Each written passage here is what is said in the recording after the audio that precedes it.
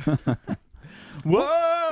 Oh my gosh. What were we talking about? What just happened? I don't know. I blacked out. What? Oh my gosh. That Hey, was I'm glad weird. the lights are back on. That's all I care about. Oh, And the man. internet's back. So and my water didn't even spill. Not It even a little didn't. bit. This Well, is I grabbed it real quick. yeah. So. You kind of like went like this. So Yeah. Whoa! that's awesome. All right, have no idea where it cut off, but let's talk about this BYU honor code stuff that Let's we're talk just about talking the about. BYU honor code. Oh, I think boy. Let's that's get in great. some deep discussion here going on. Boy, oh boy. So BYU is in a little bit of trouble, especially in regards to the police department, but as well as in other areas in seeing if it's the right way of handling the honor code. So for those that don't know, BYU is a religious school by the LDS Church. It's a private school, so they can basically set whatever rules they want as long as it doesn't infringe on people's rights. But some of these rules are, abstaining from sex, no drinking coffee or tea. Just met an individual that's a non-member of the church coming to BYU. And he goes, yep, come Tuesday, I think when the next semester starts, he's got to stop drinking coffee and tea and alcohol. And he's Persian. So tea's a big thing, right? So he's willing to do it because he wants to go. But there's some other big things that come through. So recently, probably 3 months ago? It was pretty recent. the honor code It stories depends on thing. what you're Yeah. Honor referring Code to. Stories has been around for a few months. I know, would but say. the most recent one. There's a lot of. I mean, they're new every Well, day. Are People you are talking coming about forward this, daily. Like the big surge of the Instagram people posting their stories. Yes, and whatever. that. That was about 2.5 months ago. Yeah. Yeah. And I think it's extremely positive too. To be honest, I think we come up in a culture that teaches shame is the way to keep people from committing sin, which is totally false and wrong, right? Mhm. I mean, our parents were really good at that, right? Not to throw our parents under the bus, but our parents' generation was good at that, right? Where it's like, oh, oof, you're in trouble. Yep. You know what I mean? You better. I got in trouble for I'm not going to mention it again so I don't get in trouble. I got in trouble for mentioning something on the 3rd episode, and my mom called me the next day. Oh, she gonna hit you. Yep, she called me. But you look at that, and that's the culture that's been pushed on us, and I think that's the culture of BYU, where it's like we're gonna shame you into being good. That's also the plan of the devil. I think that happens in a lot of ways because you don't understand. Somebody told me the other day, there was a guy in my ward made this comment I thought it was really good. He said, the gospel is the best kept secret in the church. And I was like, man, that's so true. Yeah. Because a lot of times you can be focused on the outward, like what you're doing. And it's like, I think that tends to happen in any religious society, though. Sure. In so many different religious traditions and everything where it's, do I appear to be doing all the right things or whatever? Yeah. Well, the term "shame on you" comes to mind, right? The shame on you, right? And that's like that's the motivation of BYU. Is if we shame them enough, then they'll change. We'll scare them enough into being good, but that doesn't really produce results, right? That's what I do Scaring with my somebody. kids. Yeah, but at the end of the day, your kid's going to turn 18 one day and realize, like, wait a second, Yeah. I can do whatever I want now. You know, Dad's not here to shame me anymore. And I think the biggest challenge with BYU's honor code is that the Mormon religion has this standard called celestial law, right? Where it's like this is like you're being really good if you do this, right? And we live that as Mormons within like our congregation, but BYU goes beyond that and says, okay, you've done it the right way, but now we're still going to F your whole entire life over just so you know that you can never do it again. And just so you know, if you do a serious enough of a transaction or a sin, well, not necessarily sin according to the honor code, but infraction of the honor code, that you can be kicked out of the school. Not only kicked out, but you can be evicted from your apartment. You can lose your job. You can also lose your membership in the church. And really lose your credits. Like I've heard multiple stories of people who are like, I couldn't transfer. They wouldn't work with the school that I transferred to. They were basically being difficult. I lost my job. I got evicted from my apartment. I was basically homeless. All because and some of it are just on alleged things where they're like, no, we don't believe you. You did it 100%. You're like, and they're like, no, I didn't do it. You know, but they're like, no, we don't believe you. You're expelled from school, right? And it's like, how is that in any way Christ-like? You know, I don't think Jesus like went to people like, hey, I'm going to quiz you, and if not, I'm going to send you to hell. Yeah, They're just like, hey, bro, I love you. Like, we're cool, right? Well, do you think? I mean, how old is the honor code? It's not. It didn't start with BYU in 1875. No, it didn't. And according to my dad, who went to BYU in the 1960s, like it wasn't nearly as heavy in the 60s and 70s as it is now. I think I could be wrong. Maybe in the late 70s, early 80s. My mother-in-law actually, she went to BYU, and father-in-law went to BYU, and she remembers being in the testing center where everyone goes to take their tests, and at the time, ladies weren't allowed to wear pants. They had to wear dresses. And this lady came in with some pants on, but with a long coat. And so she's at the testing center, and they're about to hand her test, and they go, "Sorry, you can't wear any pants." So she takes them off, and there's nothing underneath them except for this long coat. You sneaky. And so she went in and You took her test with no you pants on. dog. So I mean, it's different now, right? You can wear pants. There also was a time where people that were gay or lesbian couldn't come out. They would definitely be let go, but now they can't. Well, even today, it's very predatory versus LGBTQ people on campus. I've read multiple stories where people just have to be so careful, and you can be turned in by somebody on false accusations and be investigated by them. Yeah, I mean, absolutely. It's like McCarthy era like type stuff at BYU, where it's like, okay, within the Mormon Church, you go and you confess to like in the Catholic Church in a normal church setting. Yeah, You confess, and the bishop's like, well, let's work on it. I'm not going to take your job from you and kick you out of your house. We're just going to work on it, right? Yeah. And we're going to work with Jesus and the Lord and make it work. But at BYU, it's like, hey, I know you already confessed with your bishop, and he already said you're good, but we're going to F your whole entire life up anyway. You know what I mean? And it's like, I just wonder what the purpose is. Like what? Yeah. What is the end goal for the individual? Is it to really help that individual progress in life and to, make positive changes, or is it like a punitive thing? Which It's to a me, punitive it's like, thing. man, why? Yeah, if you do study over study over study, when has anything punitive ever really produced positive results? Right? Look at our prison system, right? Repeat offenders is like it's crazy. Isolation. Yeah, and it's like if you isolate someone at BYU and make them feel victimized by the honor code, they're going to have a negative response, not a positive response. It does, and I'm going to make a strong claim. You guys may disagree with me, but I think the honor code office breeds Mormon elitism. The fact that I have to be perfect, and everybody to be Mormon has to be perfect, and if they're not, F them. You know what I mean? Because that exists. That exists in my ward here in Utah. You know what I mean? Where it's just Maybe, I don't know if it necessarily breeds that, but I definitely feel I think BYU in general. Opposite of that. I think BYU in general is a dangerous institution to the point that it creates Mormon elitism. Because it makes people think that they have to be perfect, and they carry that into their congregations throughout the world, and that judging then carries down to the people that are very imperfect. You know what I mean? It's like, well, I saw him at Starbucks. And it's like, well, he's a piece of crap, and everyone thinks he's a piece of crap. But it's like, okay, well, he drinks coffee. You know what I mean? Has to work on something. It's weird because I have loved BYU since I was a kid. You know what I mean? But it's weird. There's some weird stuff going on. We've had there. this conversation 3 years ago in a long ride back and forth between California and Utah.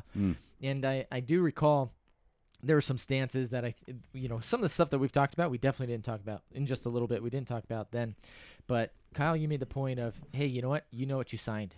You know what you got into. Yeah. And I totally, because I was just going to bring up, okay, so if you have an honor code and there are rules that we agree to follow as part of the conditions of entering this, willingly to come in and be a part of this institution, is there any sort of a consequence for breaking those rules? Yeah, sure. Yeah. And there should be a consequence. But I guess not to get too religious, I mean, on all of this, but it's like, okay, you made an agreement to come to Earth. So do we get to kill you if you break the laws of God?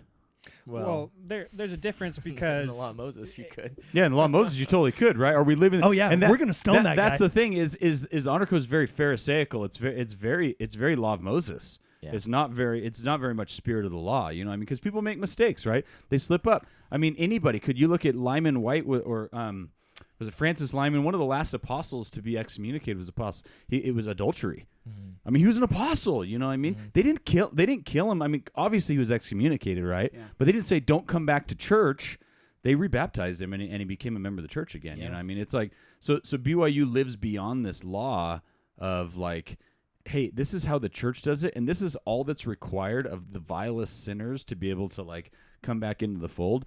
But we're gonna live a higher law. Why live a higher law? I hate to say this, and I say this naively because I don't really understand other religions as much as I do feel like I understand them better than other people inside the LDS Church. But I do feel like it's kind of not an ancient, but a more historical Catholic view of, hey, you did these things wrong. Either you can pay money for it, or you got to pay for it. Essentially, right here. It's too investigative, I think, at BYU. Well, and I think Kyle hit it on the head. It's punitive, and why should it be punitive? It should be rehabilitative, right, or something. Right. Totally. Yeah. One of the great things that I loved is in my BYU ward, there was a guy that definitely did some stuff, and I know what he did. Cooked meth. He cooked meth. He smoked drugs. And you know what? I'm pretty sure the bishop, he went to his bishop. I'm 99% sure the bishop did not report it to the honor code. A lot of bishops don't, and actually bishops are refusing now in a lot of cases to report to the honor code because they don't want to screw over the student. Yeah. They This guy definitely would have gotten kicked out. Yeah, they don't think it's fair, and I think the biggest danger is that you're breeding this idea that that's how the church works, and that's not how the church works at all. I think one of the biggest things for me is that you see, hey, this girl got manipulated into having sex with this guy, and actually I think there's a real story, Matt. Maybe you know this story being at BYU right now, but basically the guy would threaten saying, hey, if you report this, I forget what it is. Like if you leave and don't stop having sex with me, I'm going to report you. And that would then do everything that we've been talking about. It would kick her out of BYU. She would be kicked out of basically Provo with her apartment. That's the example of where there was a girl who went to the police and said I was manipulated and abused by this guy. And she was forced by the honor code office basically to say it was consensual. I mean, I've listened to the tapes, actually. There's some tapes on it. And this lady is constantly badgering this girl. So it was consensual. So it was your choice, right? And then after that, the police department at BYU decided to take the case files and share them with the honor code office, which was the big violation. And that's why BYU police is in big trouble. Right, why they're in big trouble, And that's what I'm talking about. That's what it breeds. Yeah. It breeds the idea that BYU's law is above all other law, and it's like it's not. Yeah, and I'm just surprised to see so little action from BYU. Yeah, like I feel like they haven't really done much to address this. I mean, I know they made changes in their like VP of student life or the dean of students or whatever, but like there hasn't been any. I haven't heard anything of like, hey, this is how we're going to change the enforcement, because I think everybody can agree that the way that it's enforced, there's a big problem. I'm all for having an honor code. Yeah. I mean, maybe it's time to scrap the facial hair thing. You know what I mean? Say the It's three men with beards. Yeah. At this thing. Maybe let's scrap that. But like the honesty in your academic life, living a chaste and virtuous life as much as possible. Great. I'm all for it. Yeah. All good things. Living the commandments. Yeah. That the church teaches. Just try to have a high standard of for living, but let's stop the way that we enforce it. It's like the Gestapo. It reminds me of like stories I would hear about Soviet Russia, where it's like people reporting their neighbors for things and getting called into like the KGB office, but it's the honor code office. Well, there was one story that I heard about a girl who was reported by her roommates that didn't like her. And simply because they didn't like her, they made up lies about her, and they record. And they're like, and one of the stories was another girl who had said, "We're going to report her and get her kicked out. Don't worry, I mean, we don't want her in the apartment." But the fact that you can do that is terrifying. I mean, BYU is operating as a communist country, basically. It's a little quasi. Go ahead, Matt. So I'd obviously there's two sides to every story, and there's pros and cons to this. But just going off of what you're just saying, like girls saying we're going to make stuff up to report. A friend of mine in my last ward, he was my neighbor actually. He reported his roommate because he would drink alcohol in the apartment. He would have girls over almost every night, very late in the night, and nothing happened. Yeah, and I'm sure there's still sometimes lives in the things. apartment, and part of the point of the honor code is so that you can, or at least with having BYU contracted housing, is that you can live with people who are going to live the same standards as you. Sure. Yeah. But in the real world, though, that's place. not like the fact is at BYU. Excuse my language, but if you do that, you're a bitch. And I'm excuse my language, because at the end of the day, the real world isn't like that. You're not always going to live with BYU standard Well, people in good the to- real good to hear. world. Well, Well, not a- no, you can choose. 'Cause that. I No, have no, roommates no, that were but doing you're that. not I always gonna definitely you're not didn't always report gonna them. work with people though. Like Well, that's yeah, different. You're working it's with like them. You're it's not like living with imagine them. joining the military. You always living with LDS people in the military? No. Well, no, but you're choosing that type of lifestyle. Okay, but what I'm saying is that regardless of what you do, you could work at Qualtrics and you could run a foul-mouthed guy. You know what I mean? Well, and that's different. You go to work and they swear, and then you leave and you go home, and your home it should be your sanctuary. Yeah, your home should be your sanctuary, but at the end of the day, it's like if you're just gonna go around and look for an excuse to like report people, like live your own life. Now I you know agree what I with mean? that. Yeah, You know, live you your own shouldn't make life. You know stuff what I mean? up, Yeah. And if they're not personally affecting you, But then there's no reason for you to. yeah, make that's a what I'm problem saying. out of Yeah, it. you know what I mean? But- I think, to be honest, I think a lot of Mormons are powder puffs. I think they look at life and they're just like, oh, well, if there's going to be alcohol around me, I'm going to drink alcohol. It's like, well, live your own life. You don't have to drink alcohol. I have tons of friends who literally do cocaine or like drink alcohol. You know, it's like people look at me, I have tattoos and they're like, oh gosh, this guy's got tattoos. You know, I mean, he's bad influence on me, right? But we judge people based on sometimes they're like, what's that guy struggling with? You know what I mean? He's got issues, you know. Do we report him and get him kicked out of BYU, or do we help him? You know, and that's the thing is BYU is more about let's punish that guy versus that guy obviously has some problems. You know what I mean? Mm-hmm. Maybe I can step in and say, hey, I notice you're drinking alcohol and bringing girls over. Let's talk about it. You know, I mean, versus like, He's all- what it's happens awesome. when you do that? What happens when you say, "Hey, you're not living up to a contract that you've agreed to," yeah, but and that's there's no consequences to it? That's what I'm saying. That's the wrong thinking of Mormons or this whole like contract thing, right? Where it's like, Well, no, you religion said, is different. You said signing you- a piece of well, paper. even with is a BYU though, I'm contract. saying you said you do this. It's like, well, people make mistakes, man. Like people make mistakes. It's like who cares? You know what I mean? Like find a way to fix it first. Don't go to the Gestapo first. You know what I mean? Try to help the guy first. Yeah, I agree. Yeah, that's what I'm I saying. agree with But- focus on the person. Yeah. But when this person openly acknowledged, "Hey, I don't want to do these things anymore. I don't want to not drink. I don't want to not have sex. Yeah, yeah. But I'm still going to live in the same place that requires me to do these things. I'm not going to make any changes." Well, friend in my had opinion, to it's different pay 'cause his contract at that apartment Mhm. and still get a new apartment because he didn't want to be around that. Well, in my opinion, it's different. I think it should be illegal for honestly to have such thing as BYU housing that's not owned by BYU. Hey, you know what? I love the housing with furnished. Oh, that was great. Yeah, but that's just my opinion. My opinion is That's that a requirement, that it but- should be illegal for BYU to enforce its standards on private owners. To be honest, but that's my opinion. That may or may not be doable. You know, what I mean, but at the end of the day, I think it's doable. It's Yeah. just a matter of priorities. and I think it will eventually happen. I think that eventually the law will step in and say, "Hey, BYU, like." Because I've heard stories of people who are non-members, you know, who lived in BYU approved housing, owned BYU approved condos, are like, I gotta move, you know, because I don't want to not drink coffee. I gotta sell my freaking condo just because it's in this little quasi totalitarian country. It's the private owners who are making that decision. You know, I own an apartment complex, and the biggest market is going to be BYU students, so Yeah. I'm going to provide a product that my BYU students want. But It's the why same thing can't- of, like, if I want a dog, I can't live Why in do an apartment that won't BYU allow students dogs. have to live in a controlled environment? Why can't they just be grown ass people? That's a great question. That's a great question, right? It is. And that's the challenge is that sometimes they're just like, oh, we have to control this, and then they'll act how we want to act. It's like, why don't you just be a grown-ass man and choose to not do that? You know what I mean? I can live in an apartment with the guy that drinks and not drink, you know what I mean? Because I'm a grown-ass person. But to say that you have to live in an apartment that, like, the person doesn't drink for you to not drink and you to live your standards, I mean, that's just not the real world, you know? As I've gotten older, I've realized that it doesn't matter where you go. You're going to find people. And just to say that just because you work with somebody doesn't mean you're not going to be influenced by them, that's totally wrong. If you work closely with, if you work closely with somebody, you're going to be influenced by them, you know? I mean, to the point where, like, I'm with people, like, a lot that I work with, like a lot, right? Mm-hmm. But it doesn't mean that I'm going to do the same things they do. And that, I guess that's my challenge to BYU is, like, just like in the church, live your own life and make your own choices. Why doesn't BYU let people make their own choices, you know? No. But they're not controlling choices. I think. Yeah, because you're I'm not more along this forcing line. people to They're sign the controlling contract. environment I chose massively, to go to BYU though. because I wanted an Yeah. environment, because I went to school in California. I took classes where people would bring alcohol to school, you know? Yeah. I wanted to go to a school that didn't allow that. I wanted to go to a school that required people to do that, or at least Well, and attracted people I didn't even who care were about attached that. to that. Yeah. I didn't care about that. I just wanted to go to the football games. Yeah, You know what I mean? Yeah, that's why I went there too. It's You know like, what I okay, mean? BYU football. You know I what just I mean? love the sports. But I look at it like I'm kind of along those same lines where it's like, if you don't like the standards, don't go to the school. It's like, Exactly. I would not last a day in the Army with the amount of push-ups they require. Well, and that's not what I'm saying.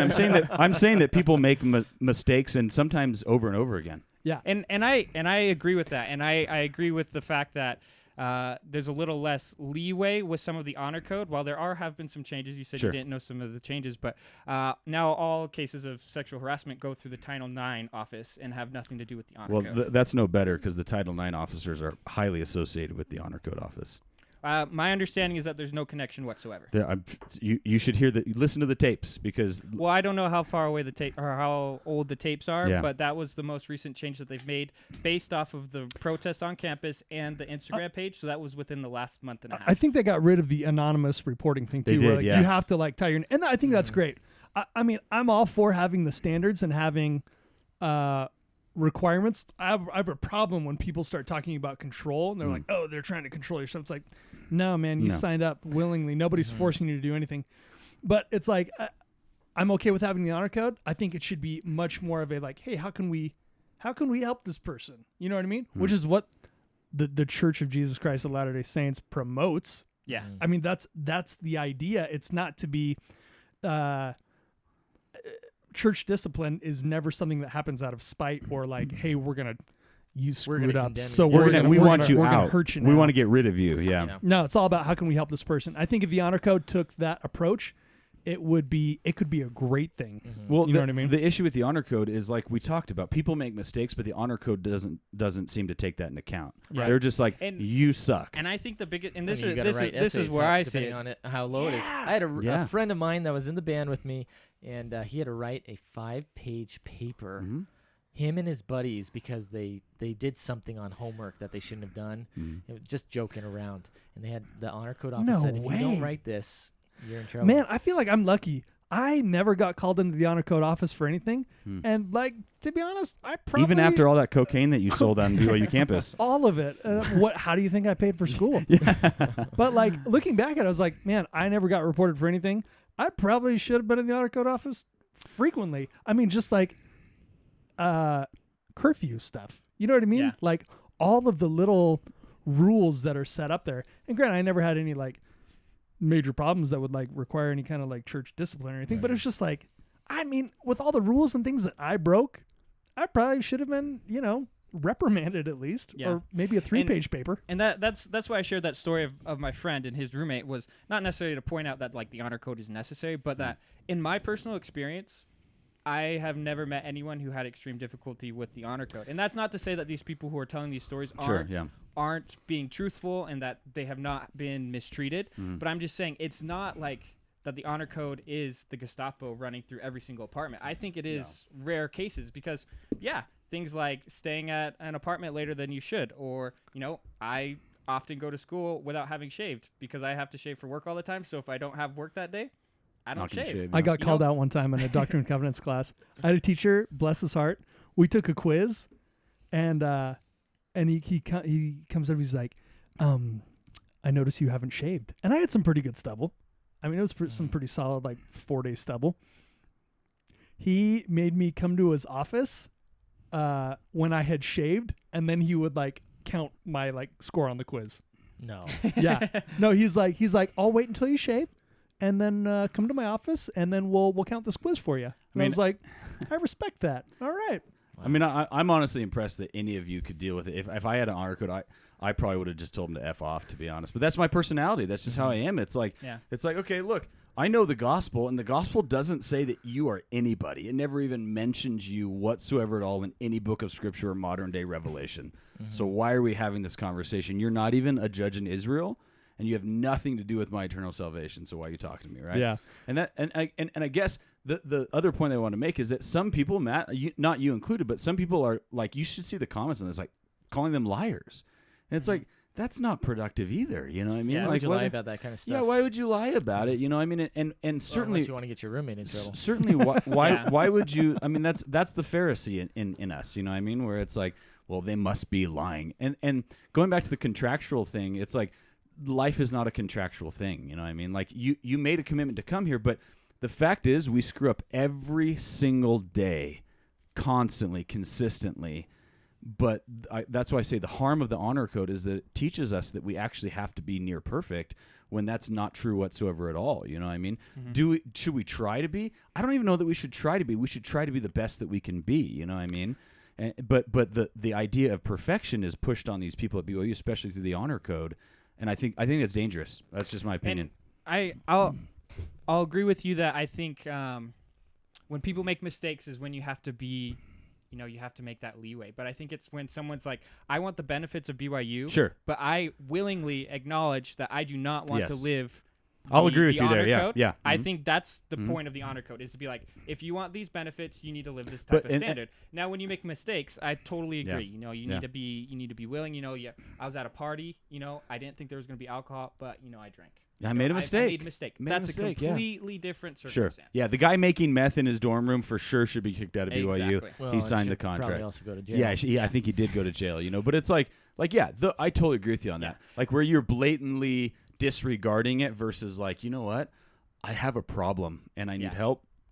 But those people are also the people that are getting dinged by the honor code. Yeah. And just imagine what their life will be afterwards. Not even if they don't get caught, right, or they don't get reported. I think some of the things that the honor code is there is to help create a standard, but it does negate the experience of these people. One of the things that I do appreciate about it is that it does create an environment that can be positive. Sure. Can an environment that's kind of a quasi-forced environment by rules create negative effects? Absolutely. Kind of like what you're talking about, like elitism. I mean, the fact that these people the fact that you went to BYU alone, that's one of the first things they say at, new student orientation is, hey, look at all these people that tried to get in, and you're the one that got in. You're talking about me personally, right? I'm talking about you personally. Look at the fact that you went to BYU. That you made it. Did you guys all get in on your first time applying to BYU? I did. But I got in because of you got your scholarship. Scholarship. Yes. I probably would not have gotten in Jordan, if it wasn't for the scholarship. Did you got in? You got in straight out of high school, right? Ethnic eligibility. Oh, buddy. You guys both got in on technicalities. Yeah. Wow, that's probably the first time I've heard that. I got in on my fourth time applying to BYU. My fourth time. Have you guys seen Rudy?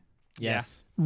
He's Rudy. BYU was my Notre Dame, where I was like, I applied 4 times, got several rejection letters, 3 of them, and it wasn't until I tested out of credits for Russian, and I remember I got my 3rd rejection letter, and I just tested out of 2 years of Russian credits, so it was 16 credits of A's.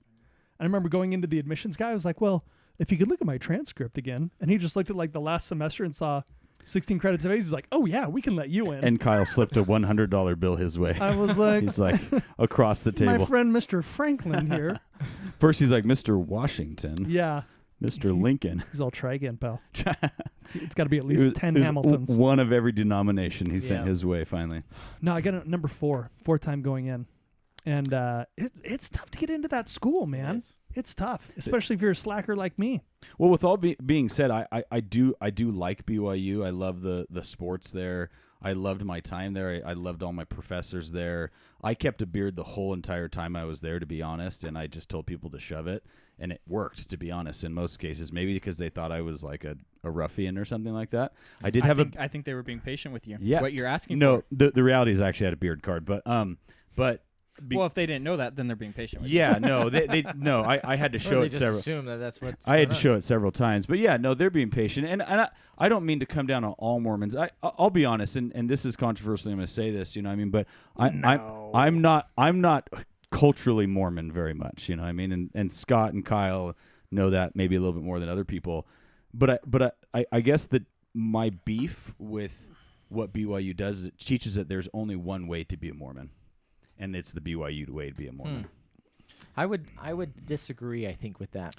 That it teaches one way to be a Mormon. The BYU way to be a Mormon only. 100%. There, again, you can disagree with me, but there's a very specific type of person that comes out of BYU. The thing is, though, I would disagree. There's 4 people in this room who are current or past BYU students, and I would say all 4 of us have very different opinions. Really, there's a very similar theme with the 3 of you versus my opinion. And this is true, but I've met many people who are like you. from BYU. Sure. No, but what I'm saying is Not that saying that that's bad. what I'm Not saying like is you as is in a is negative people way. come out either. What I'm saying is that the typical Mormon that comes out of there is the Mormon that believes 100% drinks the juice of what BYU taught them, and I just don't think that that's. I think that BYU is. What's the word I'm looking for? I guess here is I don't want to say damaging because it's not. I don't want to risk sounding like a millennial progressive because I'm not. I'm actually the opposite of that. You know what I mean?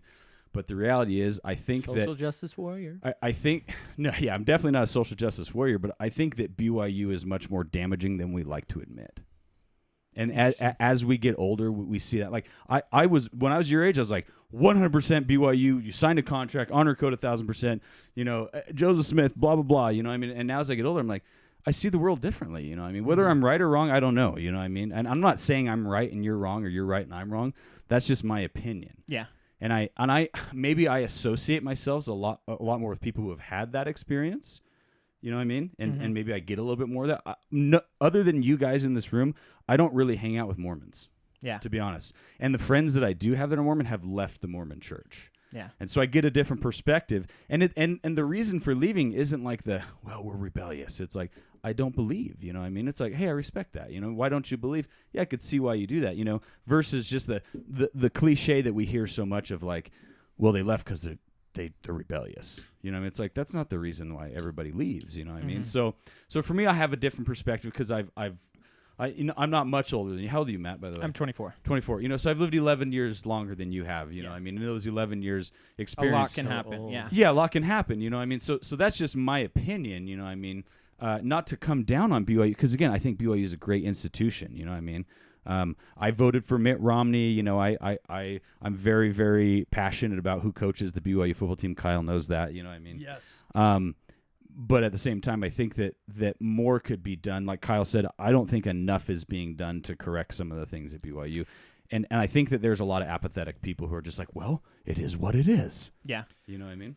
And you're always going to run into those people. Yeah. You know, no matter what side, no matter what opinion, no matter what's happening, there's going to be people that say it is what it is, partly because they aren't open to the idea of learning and seeing the other perspective.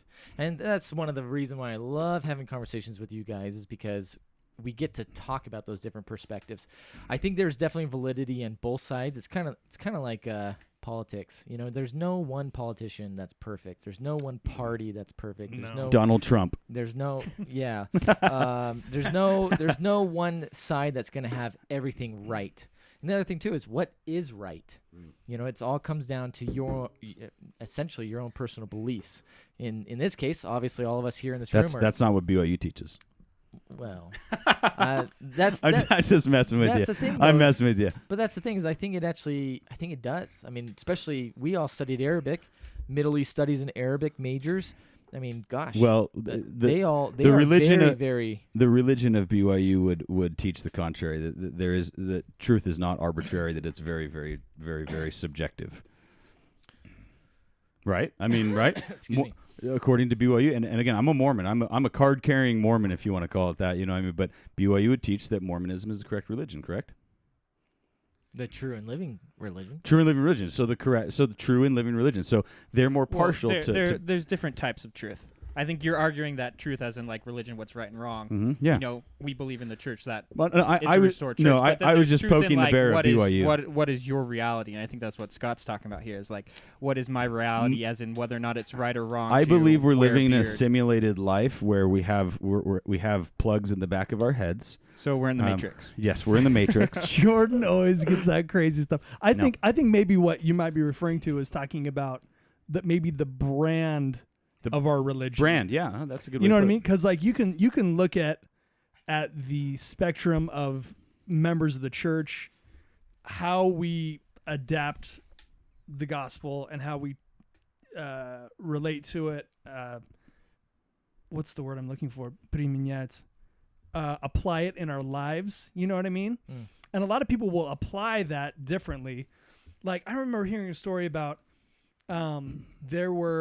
it was like some like joint young women exchange thing where some young women went down to Brazil and they were there with the girls, the young women in Brazil, and the young women in Brazil, they were at some like beach activity and they were all wearing 2-piece swimsuits.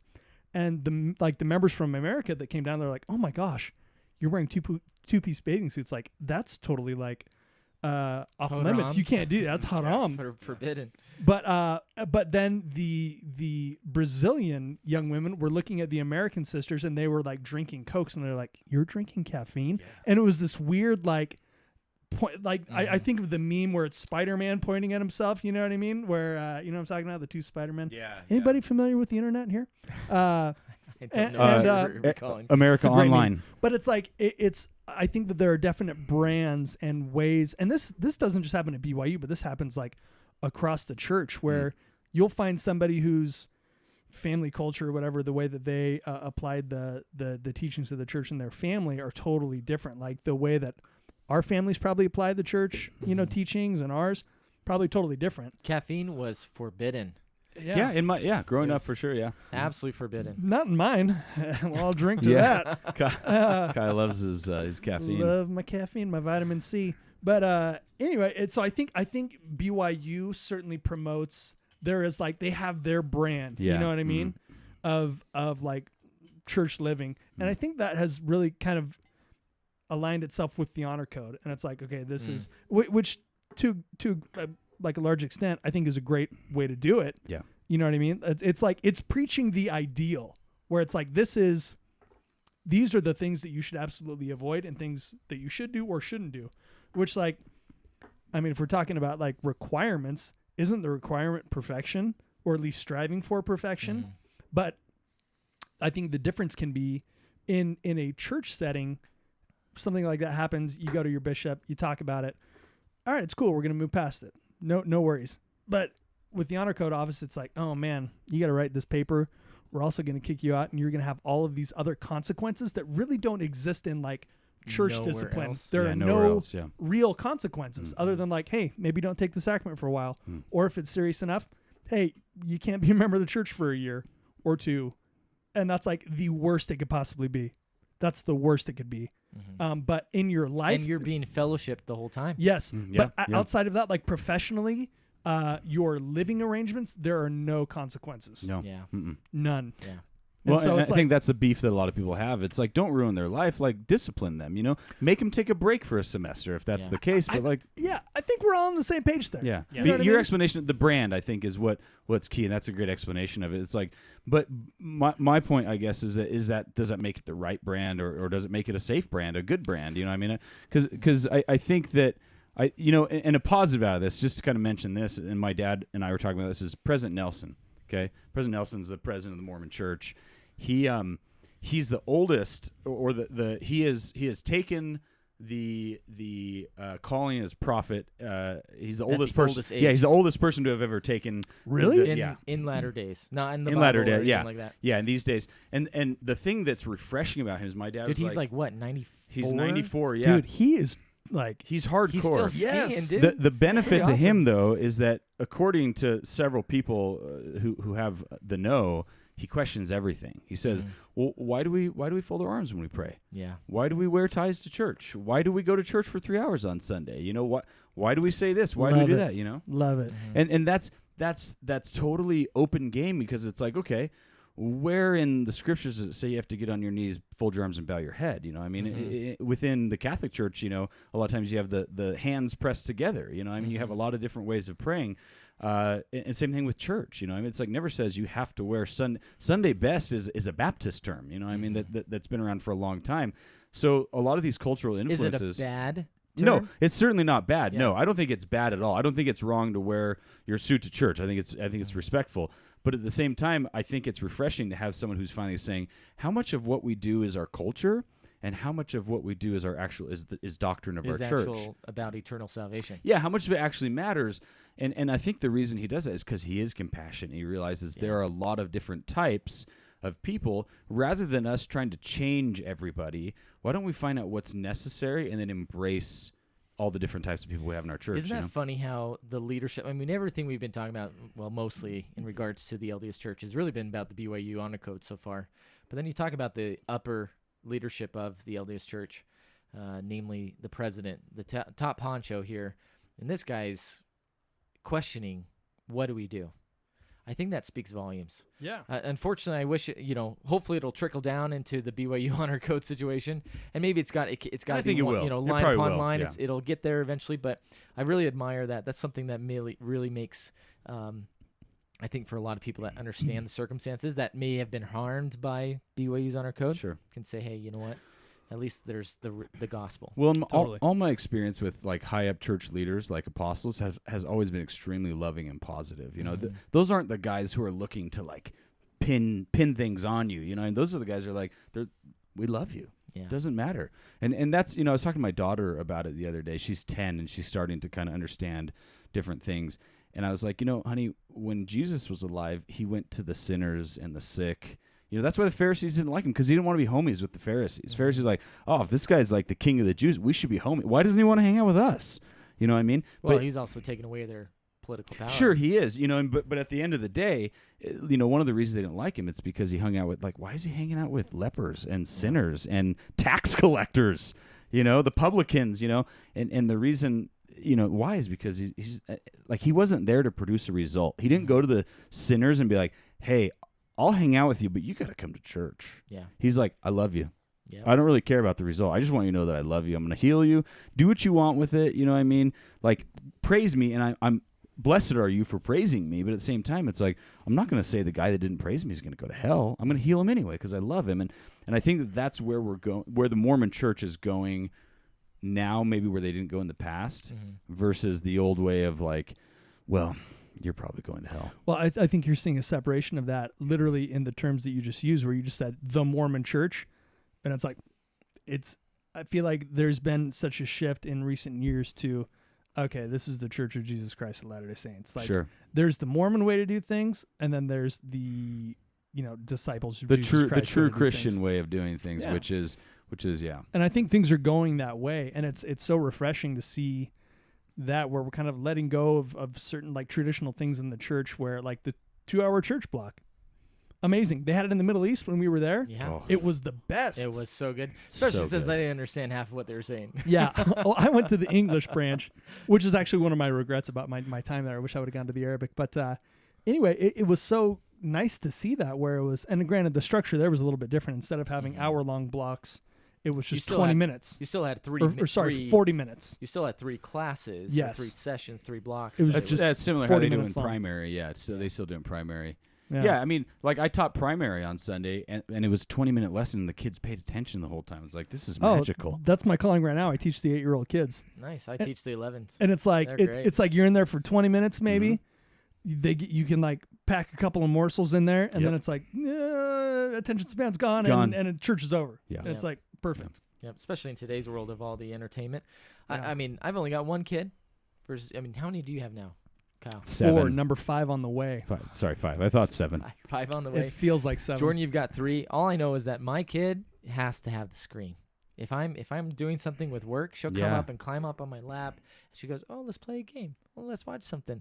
And I feel like that also is a part of the reason why the kids are having a hard time. I think an hour for me, I actually felt like primary wasn't that bad when I was little. But I feel like it's way harder to get that attention span. Totally. But I mean, I'll be honest. I wake up on Sunday mornings and I have 9:00 church. I go, you know what? I'm gonna be home at 11:10. Heck It yeah. feels so good. Yeah, I'm gonna be eating bagel bites by 11:30. And no one's coming over to visit me.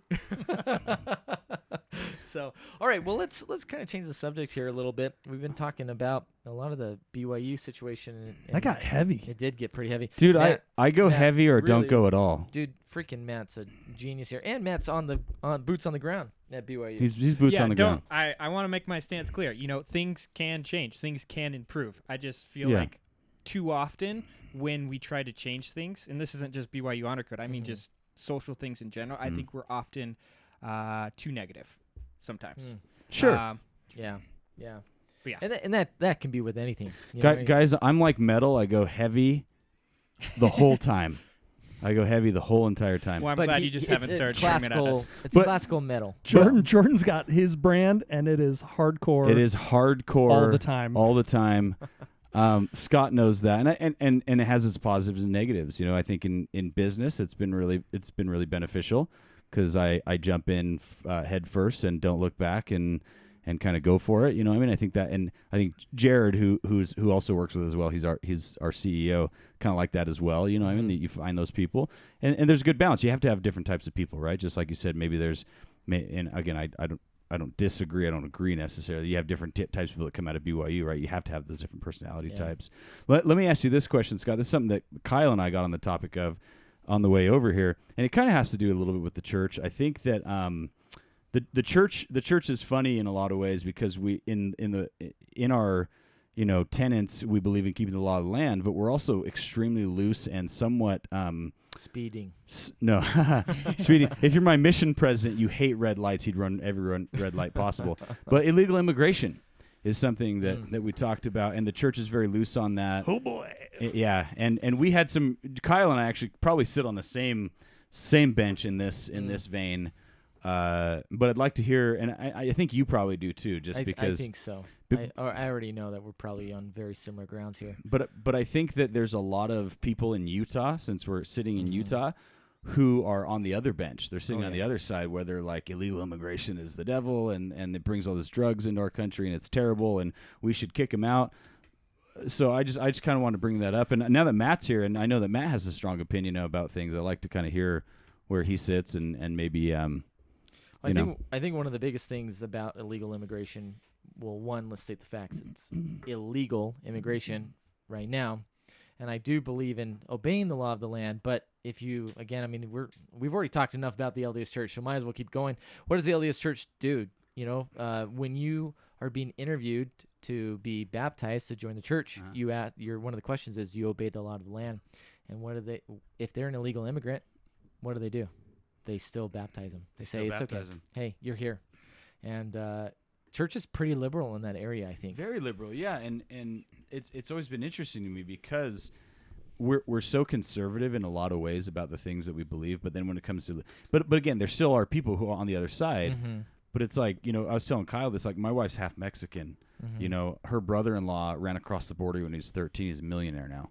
And in the U.S. and pays taxes, you know what I mean? And so it's like, I guess it's harder for me. I think I started out a lot further to the right on a lot of these subjects. And like I was telling Matt, as I get older, it's kind of like, well, it's not really like I thought it was, you know what I mean? Yeah. But I think there's a reality. There's something that says party lines. Sure. Where does the party fit? In today's world, the conservative viewpoint, namely the Republican viewpoint, is going to be a little bit more or a lot more right-leaning of saying, hey, these guys don't fit our picture of someone who's done it the right way. Now, I do believe strongly that, hey, you know what? This person went through the process to come here legally. I do think that those guys should receive, I don't know what they could really receive other than the fact, hey, you're here. No, there's value to that. There's value to that versus those that have crossed illegally. Now, fingers crossed she still comes. But next week we're gonna have a person who crossed the border illegally and is here illegally. You know what? And is now a U.S. citizen. Okay. So she was a dreamer. I just had a thought.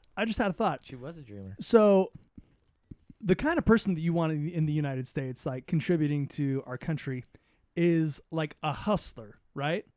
If you walked from like Nicaragua to the United States, doesn't that make you, like, by definition, a hustler? Like, Isn't that the kind of person you want here, who's like gonna do crazy stuff to like reach their goal? I completely agree. Well, you look at Aaron Marin, my brother-in-law. Yeah. My brother-in-law didn't run. I mean, he walked across the border when he was 13. In fact, you know the Marins too, right, Matt? In Vista, you know the Marin family, correct? If I saw their face. Biggest Mormon Mexican family in North County, San Diego. Yeah. My brother-in-law is I Aaron thought that was Marin. the Navarreses. No, the Marins are much more vast than the Navarreses. But he walked across the border when he was 13, worked his butt. Talk about hustler. The guy had just worked his face off. He actually told me the other day, he's like, I didn't speak English till after I graduated high school. I just shook my head yes all the time in class. You know what I mean? I made it. So he's like, somehow they gave me a diploma. I don't know how, because I did not speak English the whole time I was there. But he's because he went to Vista. Yeah, because he went to Vista. That's true. Vista High School. There's Vista enough por people vida. to translate for him. Vita por vida. But he hustled, and he's a millionaire. Yeah. And he lives in this 12,000 square foot house in Riverton with an indoor and outdoor pool. And he's worked really hard, and so is his brother. In fact, his brother just got called to be a mission president for the LDS Church. Where's he going? Cancun. Wow. Terrible place to be a missionary. Yeah. But you look at him, and it made me think of that when Kyle said that. It's like, dude, the guy's a hustler. And how many, dude, I know so many Hispanics who are exactly like that. Oh, In yeah. fact, the majority are like I was that. about to say, I'm pretty sure every single one that I know that actually works is a pretty freaking hustler. Yeah, dude, it's like, dude, in fact, I don't know the statistic, and I'm very ignorant on this number, but I would argue a large majority of people coming to the country are working extremely hard, and they're the hustlers. And they're the ones that are doing the dirty jobs that Yeah. a lot of people don't want to do. Yeah. And your comment about President Nelson and how he's evaluating, like, well, why are we doing this? Why is illegal immigration illegal? What is and I can understand trying to reserve state resources for citizens of the country. Right. I get that on like an intellectual level, but if you're really thinking about it, like, why are we keeping these people out? Right. People that are trying to get in here. What is the underlying motivation? Do we see people trying to limit Canadian immigration? Like, would we be upset if a white guy crossed the border from Canada? So here's No, what I think They it is. apologize when they get here. I'm sorry, I crossed the border. They I say don't have my sorry so passport. much you can't Sorry, stop. sorry. but we're already here. I think it's politics. I think it all comes down to politics because during the Ellis Island period, both parties were catering to the immigrants. Yeah, who's going to And get the so- immigrant vote? And look how many people came in. Well, yeah, that's why the Democrats love. I mean, that's another conversation for another time. You know, I mean, I'm neither Democrat nor Republican, but I think it's interesting because the Republicans, they curse entitlement, right? Entitlement, but they're talking about entitlement themselves. They're like, well, we're entitled to the country because we were born here. Well, what about the guy who was born in the desert of Mexico who has no chance of moving up through the socioeconomic, like ladder of Mexico? Like, what about him? Like, the reality is like the only way he's going to make it work is come to the United States and work in a field, you know what I mean? Yeah. And maybe make some money. Well, or do something like your brother-in-law. Yeah, exactly. I mean, come here and do some sort of skilled labor or go to college, whatever that may be. My wife's grandfather came here and joined the military in the 1940s. He served in the military the whole time without speaking English. And one day, he's like, I didn't show up, and I thought they were going to come and arrest me, but they sent me a letter of honorable release. And he's like, then I was in the country legally, you know what I mean? And he built a multi-million-dollar janitorial business in downtown San Francisco and owned multiple houses there.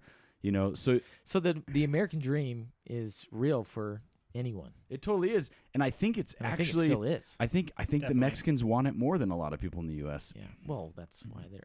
I say bring not 'em just on. Mexicans, right? Yeah, because bring 'em on. most of the people are not coming from Mexico. They're coming from El Salvador, and Salvador, yeah. yeah. I the say other countries. Mexican just because my wife's family is Mexican. Central That's why. America. is where a Central majority of it is America, coming from. yeah. Mexico. So I think the El reason Salvador.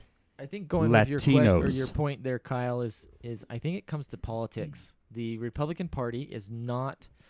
It's a battle now. Someone made it either or.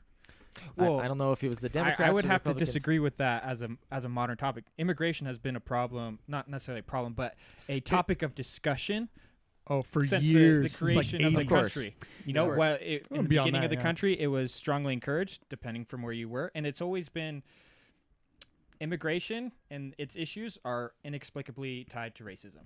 You know, Irish. That's were exactly not what we said liked on in the the way over here, 1800s. right? Yeah. You know, Well, now Chinese. it's Latinos, then Chinese. My in the great great 1900s. grandfather you was always not have allowed to to have an own enemy. land because he was Japanese. My great great grandfather could not own land because he was a Japanese immigrant. Yeah. His son, my great grandfather, had to own all of the land, all the bank accounts, everything, because he was a U.S. citizen. Yeah. But his father could not. You know, what I mean, yeah, Mhm. it's and that's what we were talking about here. It's like, why is there like this massive push against illegal immigration? It has to do more with racism than with policy, to be honest. I think. I think it is a deep root. I think there is some sort there's some weight behind, you can't literally just have every single person from the world move to Sure, one portion sure. of the world. There's weight behind that, but I don't think it shouldn't be as big of an issue as it is. But you look if at the that makes sense. motivations behind it. It's like, they're going to take our jobs. They're going to take our Yeah, money. It's like, and I no, think they're that's not. rooted They're not. in ignorance and racism. Yeah, Yeah. absolutely. Not blatant like, oh, But I don't I- want them to be here because they're Mexican, but like I view them as less because they are Mexican, subconsciously at least. I would Precisely. say that mentality is created by the political parties, though. Yes, They absolutely. teach Yeah. that aspect. But if you're Republicans, wouldn't you be like, well, we want to stay in power. let's support the immigrant vote. You know, let's support so there's almost like this I think blind. it's a missed opportunity Yeah, for sure. there's a blind ideology that's happening, you know, like within the overall Republic or conservative ideology, right? Where this like you said, like we did it, we're sticking with it. You know what I mean? Yeah. It's like, well, like why? You know what I mean? Why don't you that? Well, I You think wanna it's change. pride. I think the other aspect is pride. How do you say, okay, fine, we're going to go for the immigrant vote, and we're going to say, okay, these people can come in. When you've brainwashed people so long to say, hey, these are bad people. Well, and even past that, you know, at this point, what do they have to offer immigrants? You know, we talked about immigrants are very hardworking, and the entitled mentality that we have, that they have an entitled mentality, isn't necessarily true, but they still receive a lot more from the Democratic Party than the Republican Party. So the Republican Party at this instance says, hey, we're going to now leave our stance on immigration and anyone can come. Yeah. They're going to come and they're going to benefit a lot more from Democratic policies than Republican policies. Yeah. Because they're going to be hardworking, but they're going to be building something up from the ground, up from nothing. Yeah, from you know? nothing. And so they have to get the things that the Democratic Party is going to give them. Matt and Kyle, I want to get your take on this because it's really important. Okay, Donald Trump, he's a billionaire, right? Yeah. Why can't he get a better haircut? You know, sometimes I there's something personally about think, his hair and that's this isn't always the legitimately case because obviously you have your brother-in-law who's a millionaire. Money makes people insane, makes them out of touch. Like you're a billionaire, get a suit that fits you. No, I respect it. You I should- respect it. He is owning that. He is confident in the way He he owns is it, he because owns he it. has enough money to where people want to be around him, so they tell him I whatever think he wants. I Yeah. do think it's real. Yeah. Yeah. You think he has so many sycophants around him that it's just like no one's ever told him he had bad breath. It's like the guy that has bad breath, but no one wants to tell him. I don't know if it's I don't know if it's that serious when it comes to political things, but definitely with like social things, like who's gonna come to him and say, "Hey, Donald, you got a terrible haircut." Like, what's the point of doing that? I mean, There's no especially him benefit, being and on you're just gonna TV. offend him. Especially with him being on TV, there should have been someone that, like, when he was doing The Apprentice, be like, "Hey, bro, your hair sucks." You know what though? But that's the character. Yeah, It's Yeah. the character. it's a product. It's who he is. It is. I It's like- wish we knew who he was during West Point though. That's really who I want to know. The Donald Trump Yeah. during West Point. Yeah, that's true.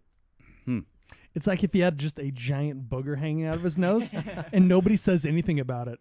And it's like, buddy, there's a thing. That's America's booger. But he's just rocking it, man. And I'm like, I respect it.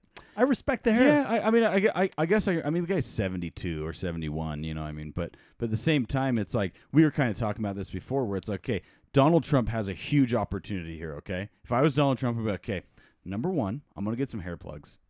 Instead of doing the comb over, I'm getting some hair plugs. I'm getting a suit that fits me. I'm going to hire a team to run my Twitter instead of me just spouting off whenever I feel like it on Twitter. And I'm going to win the independent and like the conservative liberal vote. You know what I mean? Like it's there's a huge tough opportunity. though. But I think his crazy, like, far right, like, racist rhetoric is the thing that won him the White House. Because, Totally. like, Definitely. most Yeah. people, The Trump train it's a was ran Yeah. off of that. it's a reflection of, like, what a lot of society is. You So know what I mean? Let Like, me ask you this: a lot of if he people are moves kinda to the racist-y. middle, does he lose the far right vote? I think he totally I does. think he will. Yeah. And you know what? I don't think he is that. This He's is my not. personal opinion. I do not think he is that crazy. Nah, it's a character. It's totally character because that's how you get the votes. He's a genius. He is a marketing genius, even though he freaking sucks at Twitter. He would have run but on. he's also good at Twitter at the same time. Yeah, I think that's the product. He's Yeah. playing his character. It is the product. I do we agree that disagree with it, but he there's would have millions run. of Americans who love it. He would have run as a Democrat if it would have worked for him. I firmly. In fact, he Yeah. was a He Democrat for a was. long time. That's what, him and the Clintons were well, really good friends. He's quoted as saying that he's on TV saying I would vote or I would run as a Republican because they're the only people dumb enough to basically to vote for me. I actually think I that think was, I that think was proven Snubs false. debunked that. Yeah. That was proven false. No, there's legit a video. You can go on YouTube. I've watched the video of him saying that on like a late night show. It's not debunked. Mm. Like you're trying to say that Donald Trump saying something dumb is debunked. No. No, I think that particular. No. I've quote. it's not a quote. It's an actual video. I've watched the video of him saying All right, that.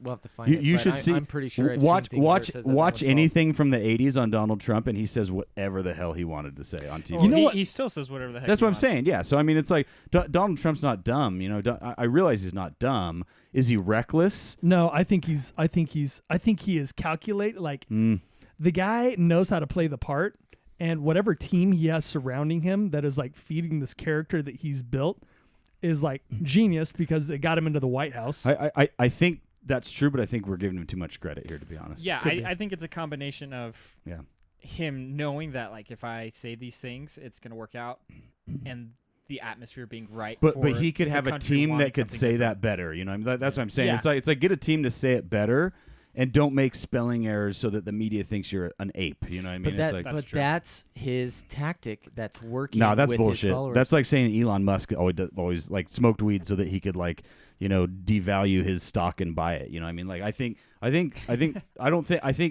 we're giving Trump way too much credit.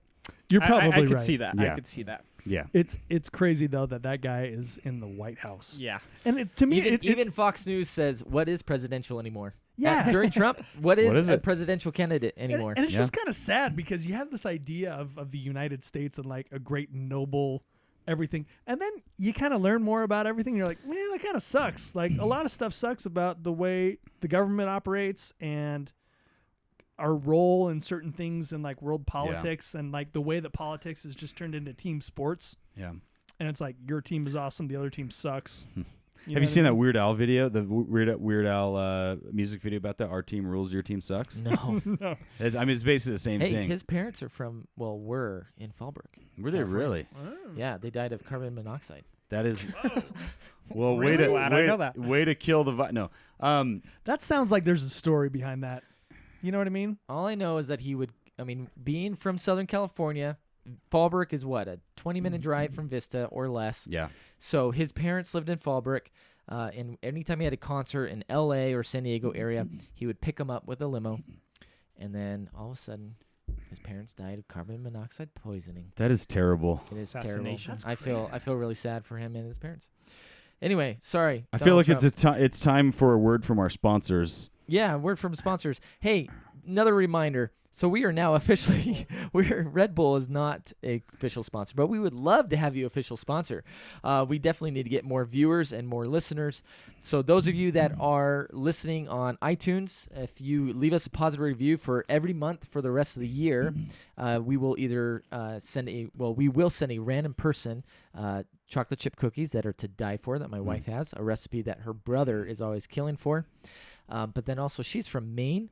And lobster is very popular there, but also is moon pies. Lobster. Lobster. Moon So pies. moon What's pies. in a moon pie? Moon pie is like a two chewy kind of doughy cookies, and then cream in the middle. Like what we saw at Ooh. Cubby's tonight. The little. Now you're speaking my language. Yeah, the little. It's so good. But apparently there it's just a different kind of style of moon pies. So you get to choose those chocolate chip cookies or the moon pies. All right, so let's go on to another topic that I don't think we've ever talked about. Ooh. Let's talk about this. I watched a documentary, and I don't even remember what it's called, but it's on Netflix. It was late at night. I couldn't sleep. I was a little high. I was a little high. No, I wasn't a little high. But it was about a man who was a rocket scientist in essentially Area 51, but I think it was S4. Oh my god. And he talked about how he saw. Yes. Did you see? And he was on Joe Rogan recently Aliens. on being interviewed, and the documentary is very convincing. Essentially, he came out to the news and said, "Look, we are working on actual alien spaceships that have antimatter, and they have no jet propulsion, nothing. It's purely something in their Scott, engines." let me ask you a that goes- question. Yes. Was there carbon monoxide inside of the factory? I have no idea. So the question is, There were trace elements. okay. Yeah. Oh yeah, Bob Lazar. Yeah, There we Bob go. Lazar. Bob the Lazar, Area 51 and flying saucers. Yeah. Oh man, man, found I'm on so Netflix. watching that on the drive Yeah, tomorrow. that guy. It's actually On the very interesting. drive. So here's the question: is, I mean, there's a lot Don't of things. judge He me. came out and everyone tried to debunk him, and especially back then, there wasn't the internet to prove certain things. Wait, when was this? When did he come out? I believe early 80s. Okay. Yeah, early. Oh, 80s. It's been, really? It's been 30 years, over 30 years since he came out, and he's been kind of in the hiding, partly because hiding from the aliens. because the government. He claims The that government is the alien. Oh, right? that's okay. Sorry, he that's actually right. claims yeah. that the government was someone tried to shoot his car or the tires while he was on the freeway, Mm. and he went public with his Was it Will name. Smith and Tommy Lee Jones? It probably was actually. They're all, Will look at this Smith was- thing. Yeah. Well, now Chris Hemsworth is the new one, Yeah. right? Yeah. So the thing is that he came out saying, you know what, this is for insurance, because he came out without his name, started talking about it, and then he came out saying this is insurance because he did feel like he was getting threats. Now there is proof that his school records and his work records have been essentially have been taken away, have disappeared, and he's got buddies from school said, "Oh yeah, I totally went to school like MIT and Yeah, he totally had schizophrenia. but it's very interesting." So here's the question: no matter whatever he said, what do you guys think about aliens? I love it. So, number one, can we all? I mean, I know that Jordan and I were big X-Files fans. oh, growing yeah. up. Dude, That still was like terrifying. You were lucky. I'm My actually- parents let me stay up to watch. I'm just a X-Files. That was Gillian lucky night. Anderson fan. Sorry, I'm just a Gillian Anderson fan. Let She's me be clear. Smoking. Oh, yeah. But she developed. Like early on, Scully. Yeah, she was wasn't like, cute. "Ugh, No, kinda she's gross." like a But later season, Scully was like, okay, she's like a fine wine. yeah. She just gets better with time. Oh my gosh. Have you seen, she's actually a new series that's on Netflix. An Irish TV show. Yeah, she's bi-dialectical, by the way. Yeah. What? So she's from England, grew up in the U.S., but frequently Really? back. So when she can turn on her British accent, and it's legit. Like she can turn on her British accent and turn it off. Yeah. She's pretty good. That just makes All her right. even cooler. I So- mean, X-Files. Aliens, though, I'm totally on board with. 'Kay. Because, Mm. okay, so I know religion always seems to come back into this, right? Well, So, big part of life. right, if we really have a universe that is infinite, an infinite number of worlds and people, things, creatures, whatever you want to call it, created everywhere, who's to say that there hasn't been something out there or a society or civilization hasn't progressed to the point where they could travel, in between different light solar years. systems. Yeah. bi-dimensional. Coming here. Okay. Yeah, you know what I'm saying? Have you seen the movie The Last Mimsy? No. Sounds awful. It's a kid's movie. I actually thought it was pretty cool at the end. So there's like these aliens the whole entire time, I right? think I've seen this. Yeah, Sounds and familiar. And there's like this alien rabbit, like stuffed animal, right? Oh yeah. And they end up doing like this microscopic like view of like the mechanics, and it says Energizer on there. Like, what the heck? You know what I mean? Like, how is this a thing? But the aliens come at the end, and they're actually from the people from the future who sent stuff back in time, to like but that's neither here nor there, like the future thing. But they were people, they were human beings, I Yeah. mean, they weren't like, but they wore these suits that made them look like the Greys, like the big eyes and like the spider arms Tiny and legs. They nostrils. faked being aliens. Is what you're Tiny nostrils. It stings the nostrils.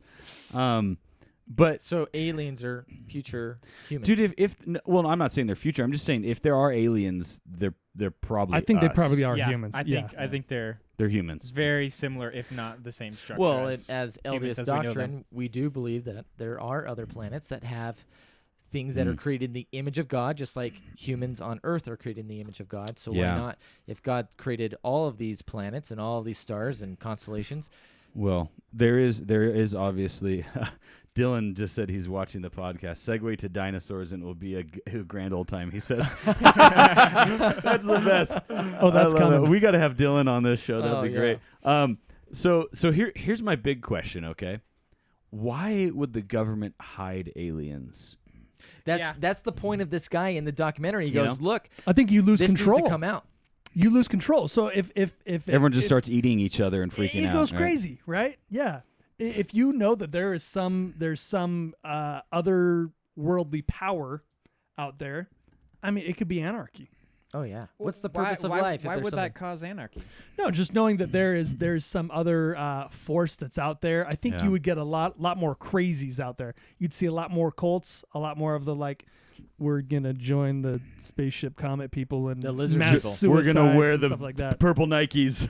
And That's right. The Keds or whatever they were everybody wearing. gets your Nike Freeze on. Oh But boy. think Hail about bop. the type of motivation that the population would give to increasing the space program. Because we're seeing Yeah, that right no, now. that's true. NASA's Yeah, being yeah. defunded. Elon Musk has to take over. It has to become a private organization because there's no popular support for space yeah, exploration. I'm totally cool with that. I'm yeah, totally and cool I'm fine with that. But why would Yeah. they hide that? If the government, if America wants to win another space race, reveal that there's aliens and say that we want to be the ones It's to the make smoking first man. contact. Where are we racing to, though? It's the You know what I it's the mean? smoking man. I mean, we went to the moon, and it was like, suck it, Russia. Yeah. And but then it died very and then quickly. it was like, Yeah, and well, it was that like, was cool. Well, because Why there was were we nothing left to doing that? achieve. Like, Yeah. what are you going to do after going We to got the some moon? moon we had, dust, we had guys. goals, but that's actually part of the reason why we stopped going back to the moon is because popularity of it went down. Yeah, so if And- you wanted to continue, especially in the 50s and 60s, when all these aliens supposedly are coming, Yeah.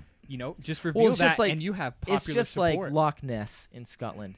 Loch Ness became popular, or actually became a thing, is when dinosaurs were discovered to be in a form of dinosaurs. You're just playing into what Dylan Bitten wants now. He just wants to talk about Oh. dinosaurs. Segue. Oh my goodness. Okay, so now the question I have is, I guess not the question I have. I do believe in aliens. I do believe that statistically there's going to be something there. I think religiously has to aliens be. make sense. There has to be. There have to be. I do think the idea of multiple dimensions is not a improbability. Yeah.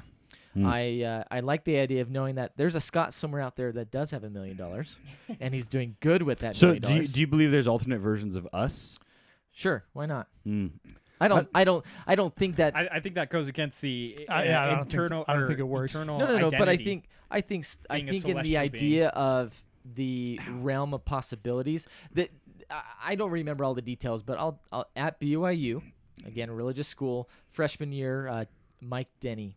You know Mike Denny? Yeah. So Mike Denny, we're freshmen, and he takes this like 6 credit higher up class. And it's basically like 6 people taking this class, and all they talk about is multi-dimensional theories and philosophies, and there's some crazy stuff when it comes to this. They're all, put this thing on your tongue. But the thing is that And eat it's this not. mushroom make that sure we you found in lay the down forest. so you don't pass out. But it's Yeah. not that crazy. Yeah. I don't know. I don't know if I fully believe in multi-dimensions, but I do believe that there could be a decent argument for it in philosophy viewpoint and in theology as well. But I'm hoping that there's a dimension where Darth Vader exists. Oh man, that's the whole thing that I want. it, I just Yeah. want it that. was many years ago. If it In a did. It was galaxy far, far in away, a galaxy not a far, different far dimension. away. Yes. That's true. Well, but what dimension are they talking about? It's probably another Right. dimension Right. in a galaxy far, far away. Well, not to get religious again, but Stop Let's getting go there. religious. Let's keeps go coming there. up. Don't get religious. But what about the spirit world? As Latter-day Saints, you believe that when the spirit dies, it Do you is in believe another- that we go to Star Wars when we die? I don't think you go to Star Wars. You don't know that. I mean, we could. It's kind of Could disappointing. be Jedis after we die. I don't know, man. I just want to be able to use whatever power we get to do that kind of To stuff. force Mostly choke to be people. like, Mostly to force choke people. yeah. Just I don't think that's a proper use of godlike power. Yeah. All right, so dinosaurs. Let's talk 'Kay. about that. What's the purpose of dinosaurs? Why So, are they here? I know what Dylan wants to hear. This is why he texted me. Okay, when we were in, I should say when I was. I don't know how much younger Dylan is. Dylan's He's younger than me. younger than me.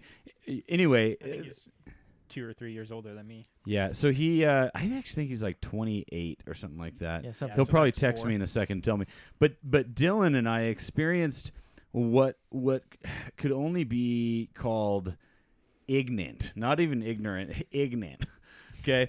So apparently, and I don't know, maybe, again, I don't think we have a lot of viewers, but if there are any Baptist viewers, they could confirm this. But the Baptists believe that dinosaurs are a lie of Satan Yes. placed in the earth Yep. to... It's not just Baptists. Yeah, okay. To convince us, Satan is trying to convince us of creationism. So he placed these dinosaur bones in the earth to trick us. To confuse us. Confuse us, To yeah. think that the Earth is older than 10,000 years or whatever the time I think period is. it's Yeah. six- Damn you, Satan. You want to know my theory on dinosaurs? Satan. Or just fossils or fossil fuels? Mm. So if the Earth that we live on is made out of material that was probably used in other planets or was just floating around in the galaxy somewhere, you know what I mean? It's like we're using... So dinosaurs are aliens. No. I'm thinking. Yes. I'm thinking Yes, from they from are. other planets or other They're life dead forms, aliens right? from other planets. So placed That's the best theory I've heard all yes, night. placed on those planets, knowing that we had to let that stuff kind of fossilize and percolate for Yeah. however many million years, and then when it was time, it was like, all right, we'll grab this little ingredient and put it in here, because mankind will be able to use these as fossil fuels and Oil. stuff. So I think all that stuff was predetermined years and eons ago, knowing that like, hey, we got to let this dough rise for a little bit before we can use it Yeah. in our recipe. I think that's what dinosaurs are, or just fossils. Because if you're looking at our ability to date matter, right, and like carbon date it, whatever, we know that the Earth is not, however many, the material used in the Earth is not, whatever, 7,000 years old or however long the Earth has been around. My theory's Billions somewhat of years along old. the line with Kyle. So I'm going to say one thing here, Are guys. you gonna say the farting? Dinosaur farts. Yeah. Yeah. So here's my theory. Is that when the Earth was being formed, and again, not to get religious, we've said that like 9,000 times tonight. If you believe that the Earth was created by God and not by the Big Bang Theory, Which can go hand in hand, by the way. We'll say True. created by God or random occurrence. That's the difference here. Yeah. we'll call it Big Bang Just, Theory just because to that's clarify, We're going the Big Bang theories Theory. here. So again, I think that the Earth probably took a lot longer to form. When we say it was created in 7 days, I think that's a very figurative thing. You know what I mean?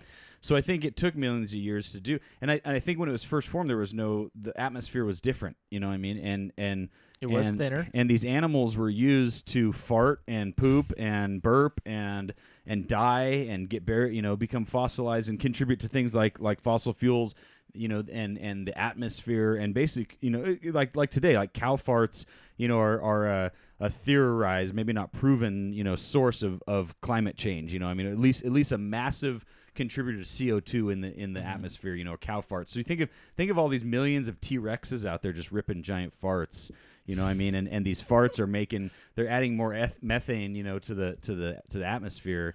So I guess in a sense they're preparatory animals, it's kind of like we find these fossils of these of Lucy, of these apes, and we're just like, oh, the missing link. It's like, well, we found one of them and it was a femur, it's not like a whole bone, but chances are, dying matter contributes to, the progression, the organic progression of the Earth. Did dinosaurs evolve into modern day birds? 1,000%. You ever seen a cassowary before? Yes. You seen a cassowary? That's straight up a dinosaur. A cassowary is a dinosaur. It's a dinosaur. Have you? Yeah. I remember when that theory was. Well, I shouldn't say when it came out, but Yeah. Jurassic Park, the first Jurassic Park, made that theory very famous, if not known. And I think it makes sense. I'm okay with it. I'm T-Rex okay with tastes it. great. I don't think that evolution is contradictory to like a religious perspective at all. Yeah. At all. Yeah. Yeah, One of my so. favorite things, again, at BYU, religious professor, he full on believes in evolution. Yeah. Yeah. Is evolution compatible with religion? 100%. But did we evolve from apes? There's different. Now that's where you get a Or little or tricky. did we I did don't we think just so. evolve from really hairy people? I don't think so. I just think it's like I mean, how I'm mu- pretty hairy, so I mean, Yeah. Scott's It's yeah. genes. Are you saying I'm hairy? You're decently hairy. Man, we should have today. done this episode with the shirts off. Pant- Kyle, you had a great idea. darn it. I think we could have. Shirts versus skins. God probably just tweaked the recipe for the human being and the chimpanzee, right? Just like, we'll just change a couple chromosomes. We'll make and one some that's similar to it. DNA. I think in regards to that, I mean, if you are religious and you do believe in the Adam and Eve story, man was created from the dust of the earth, right? There's definitely multiple perspectives. You can say, okay, that can fall into the realm of evolution, that the dust of the earth or mud and all that good stuff came naturally, and that's what a lot of evolution is very natural. Then there's also the aspect of, okay, God came to this earth after he created it and populated it. Let me. That's a different. Oh boy. Yeah, we won't go there. Can of worms. Matt, what's your major in college, by the way? Political science. That's great, political science. Oh man. So let me ask you. So since political science is not necessarily like a Biological science. biological science. By the way, I studied that as well. But I would let me ask you this question: is a theory fact? No. It's not, right? No.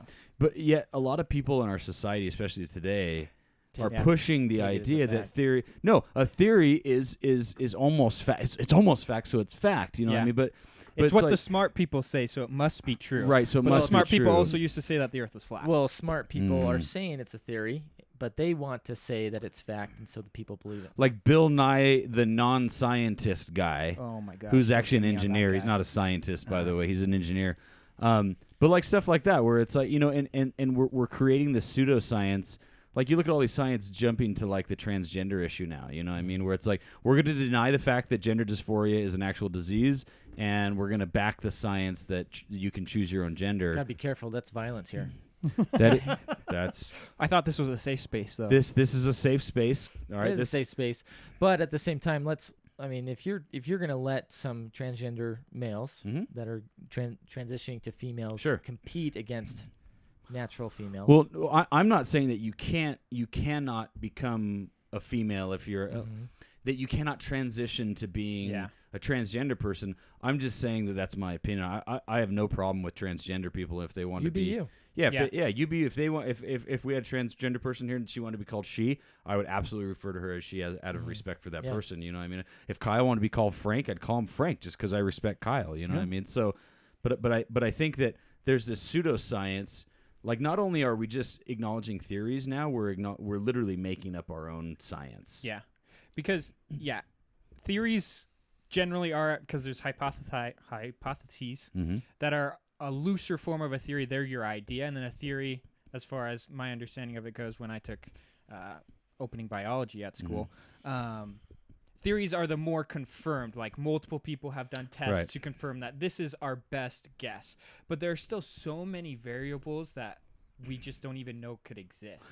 You know, like with gravity. You know, our theory is that it works this way, but we have no idea what causes it. We have no idea about so many things about it. So we say this is our best guess about what gravity is and how all of those rules work. And we can be pretty accurate because we can test them. Well, but it doesn't mean that that is how it's going to be. In 1,000 years, 100 years, 10 years, we can have this monumental discovery that completely flips our understanding of how gravity works.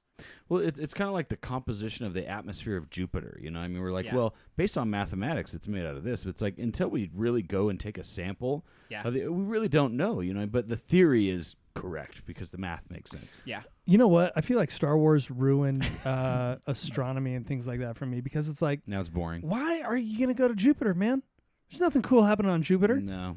Unfortunately, there's nothing better close by. Can we not have like a Tatooine in our solar system somewhere? Please. With the huts? Yes. Gotta have some with huts. a slug gangster?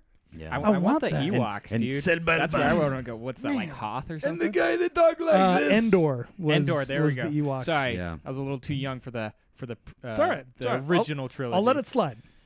But like the Endor was a good movie, though. You know, like, okay, so like we're in solar. We have door knockers. You know, I am a door knocker. You know, I mean, at the end of the day, it's like, okay, so I can knock on 50 doors and say, hey, that worked for those 50 doors. But I could knock on 100 more doors and it could totally bomb. Yeah. You know, so I think sample size is key, and especially, and again, this is an entirely different can of worms, but like climate change. You know what I mean?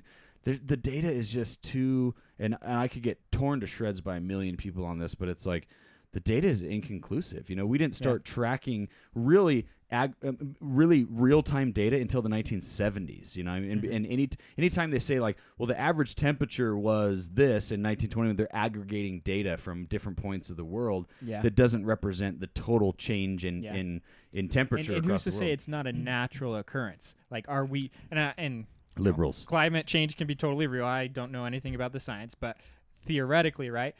Why can't it just be a natural occurrence? Why does the things that we're doing have to affect it? They probably do, in my opinion. Cow farts.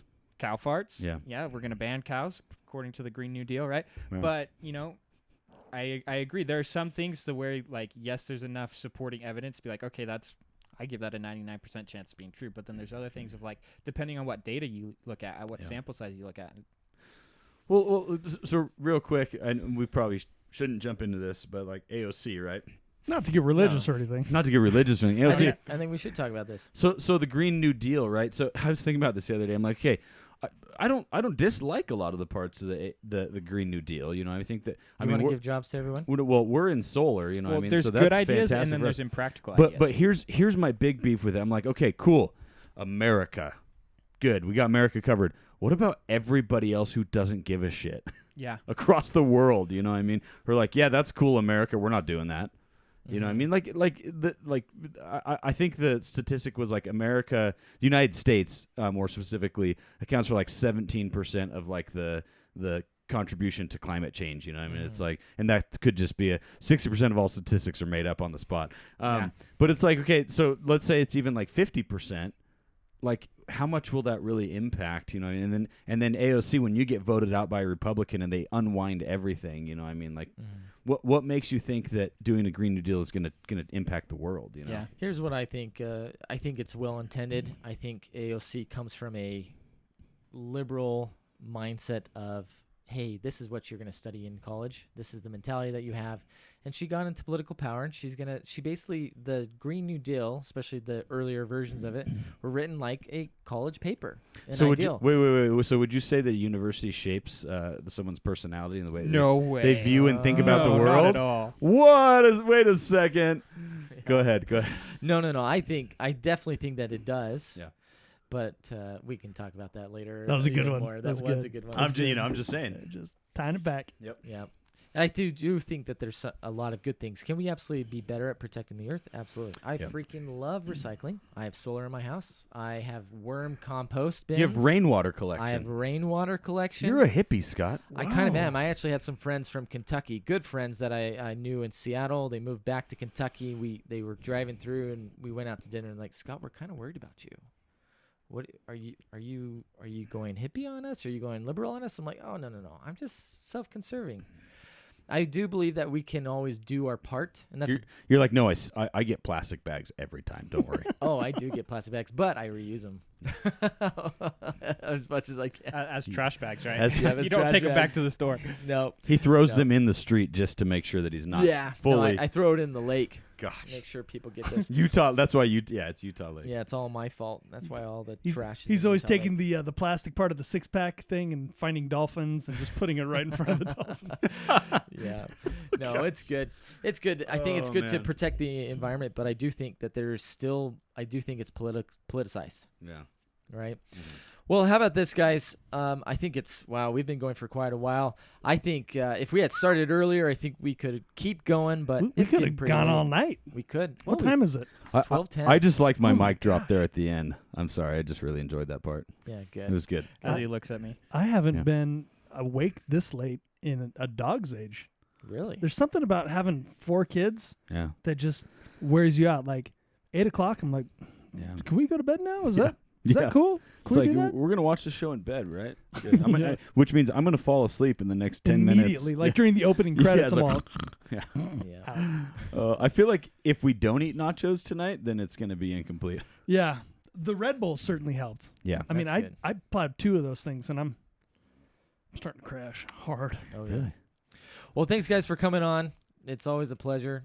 Kyle, I'm That so was- glad that you're in town. That was good, man. Yeah. That was fun. Yeah. All right. Thanks, guys, for tuning in and listening. Don't forget that if you leave a positive review on iTunes on the podcast once a month for the rest of the year of 2019, we will send out either cookies or moon pies to that random person. All right. Thanks, guys. We'll talk to you later.